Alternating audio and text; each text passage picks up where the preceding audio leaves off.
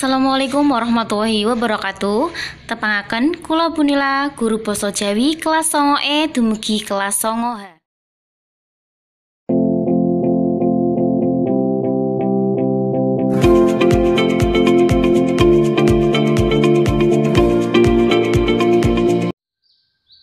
Assalamualaikum warahmatullahi wabarakatuh. Pepanggihan malih kalih punila ing pasinaonan basa Jawi. Ing pepanggihan menika, punila badhe mbabar babagan crita wayang Ramayana lakon Anoman Duta.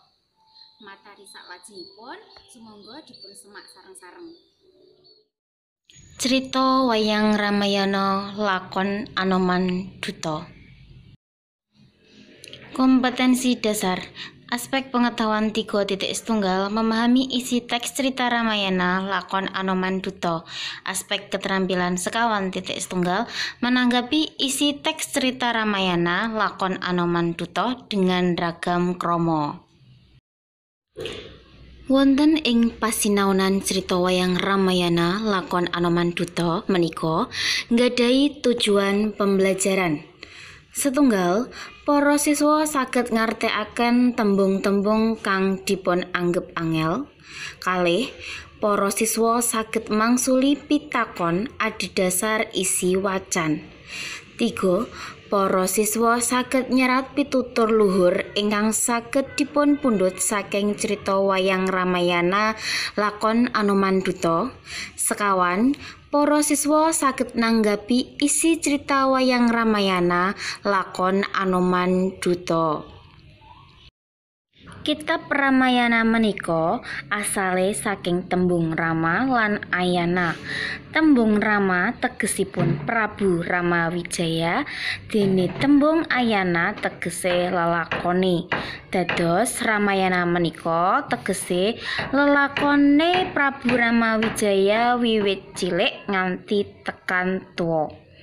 Kitab Ramayana menika crita saking daratan India banjur dipun gubah dening Empu Walmiki. Lakon Anoman Duta iku salah sijine crita wayang kang kajupuk saka crita Ramayana. Paragane yaiku Anoman utawa Rewanda Seta, uga diarani kethek putih kang tansah leladi marang Dewi Sinta nalika diculik dening Rahwana. Crita Anoman Duta ora uwal saka unsur pandhapuke yaiku unsur intrinsik. Unsur intrinsik yaiku unsur pembangun kang ana ing sakjroning crita. Unsur intrinsik crita wayang Ramayana antarane 1. Tema yaiku gagasan pokok cerita. 2. Paraga yaiku tokoh ing cerita. 3. Watak utawa penokohan yaiku sifat utawa karakter paraga. Dene watak utawa penokohan kaperang saka 3 yaiku protagonis, antagonis lan tirtagonis. Terus kaping 4 latar nerangake papan panggonan, wektu lan swasana ing sakjroning cerita. Kaping 5 alur yaiku rerangkening cerita utawa dalan cerita saka wiwitan nganti teka pungkasan. Alur uga dibagi dadi 3 yaiku alur maju, alur lan alur campuran. 6 piwulang yaiku pesen kang pengen disampaikake penulis kanggo sing maca.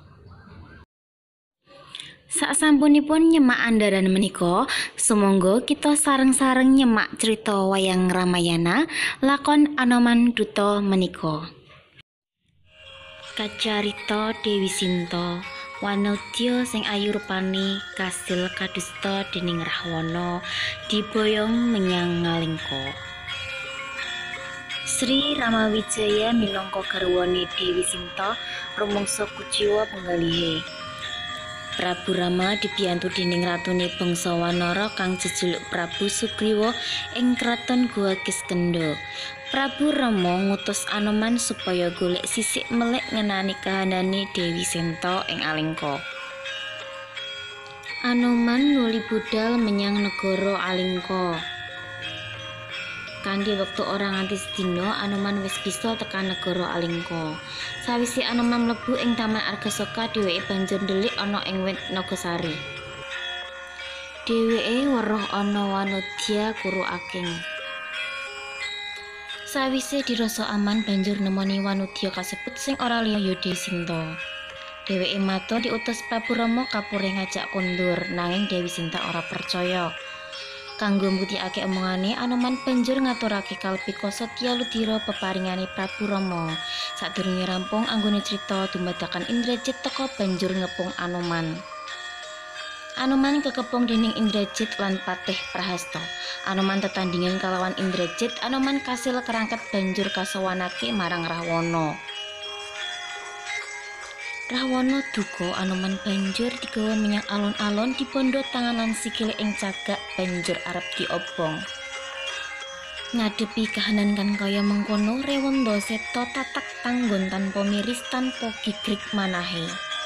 Ing batine kabeh prakara kang bener bakal kener lan prakara kang luput mesti bakal seleh. Kacarita kethek putih yo Anoman nglakoni paukuman.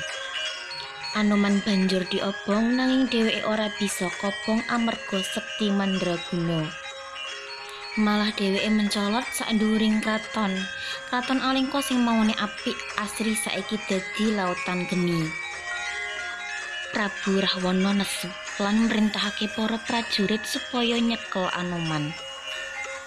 Anoman kasil lolos lan bisa ketemu maneh atur palapuran marang Prabu Rama.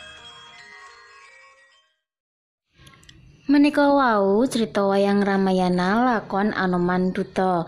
Lajeng sakmenika para siswa sareng-sareng negesi tembung-tembung kang kaanggep angel. Tembung kapisan inggih menika kadusta, tegesipun diculik utawa dicolong. Tembung kaping kalih penggalih tegesipun pikire utawa atine. Tembung kaping 3 wanara tegesipun kethek. Tembung kaping sekawan wanudya tegesipun wanita. Tembung kaping gangsal inggih menika kalpika tegesipun ali-ali. Lajeng tembung pungkasan Rewanda Seta tegesipun kethek putih. Lajeng sakmenika wonten gladhen utawi latihan. Setunggal, sakwise nyemak cerita wayang Ramayana lakon Anoman Duta, golek ana unsur intrinsik ing sakjroning cerita kasebut. Lajeng gladhen kaping kalih critakake maneh cerita wayang Ramayana lakon Anoman Duta nganggo basamu dhewe. Menika andharan ngenani babagan cerita wayang Ramayana lakon Anoman Duta. Mugi-mugi anak-anakku saged sinau wonten griya mawon. Pepanggihan malih kali punila ing materi salajengipun. Cekap semanten. Wassalamualaikum warahmatullahi wabarakatuh.